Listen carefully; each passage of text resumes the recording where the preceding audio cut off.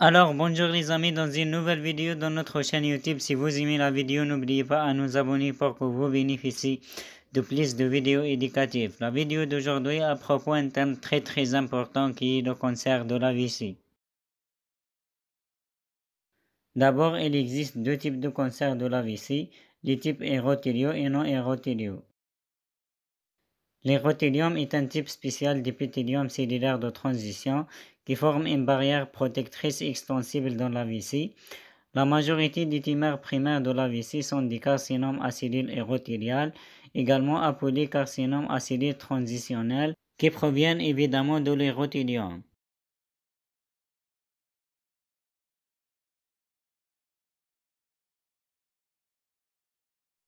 De manière quelque peu déroutante, les tumeurs non érothéliales, telles que les carcinomes épidermoïdes et les adénocarcinomes, proviennent également souvent de la couche d'érothélium, mais se distinguent par la manière dont leurs cellules se différencient. Par exemple, la surface normale de la vessie n'est pas normalement tapissée d'épithélium squameux, mais les cellules de l'érothélium peuvent changer de forme et prendre une apparence plate des cellules squameuses. Ce changement non cancéreux est appelé métaplasie des cellules squameuses. Si ces cellules commencent à se développer sans contrôle, elles peuvent se transformer en carcinome épidermoïde. Ces tumeurs apparaissent généralement à plusieurs endroits et présentent une kératinisation étendue, c'est-à-dire l'endroit où le cytoplasme des cellules est rempli de kératine, le même matériau dire dans les cheveux et les ongles.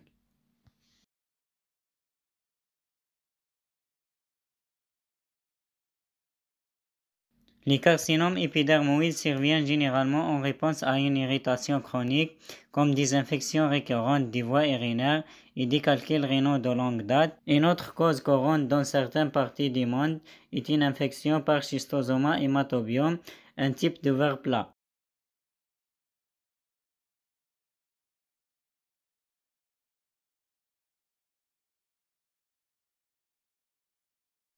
Dans l'infection par schistosoma hématobium, les larves infectieuses s'attardent dans l'eau, puis s'enfuient dans la peau humaine lorsqu'elles ont l'occasion. Ils se déplacent vers le foie pour devenir des douves adultes. De là, les jeunes douves migrent vers les veines de la vessie pour se reproduire sexuellement et pondre des œufs dans la paroi de la vessie. Ces œufs peuvent être irénés, mais ils provoquent également une inflammation chronique de la paroi de la vessie, ce qui conduit à des carcinomes épidermoïdes.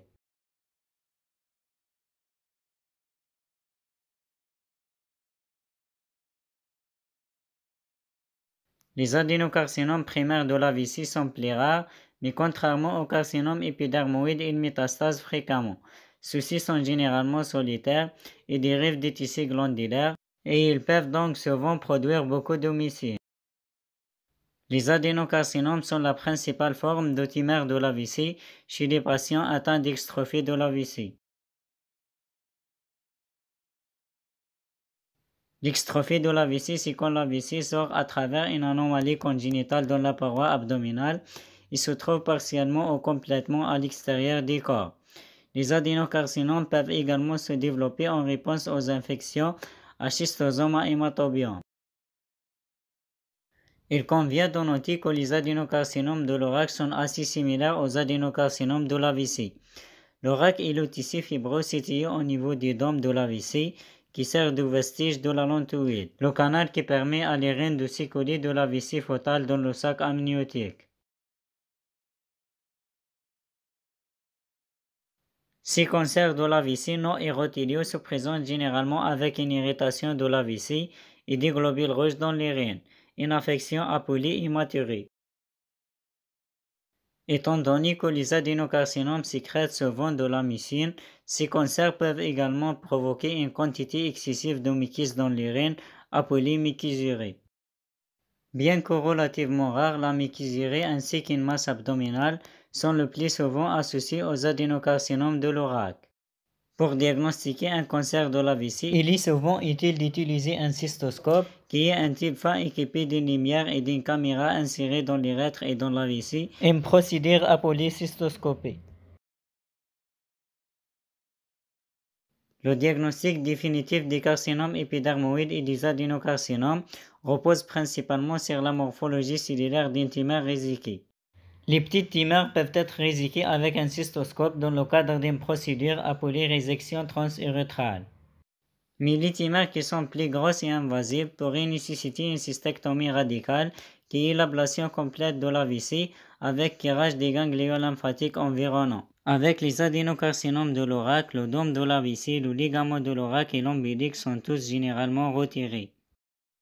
Comme un petit résumé des cancers de la vessie non érothéliaux sont un petit sous-ensemble de cancers de la vessie qui de manière confuse proviennent souvent de l'érothélium.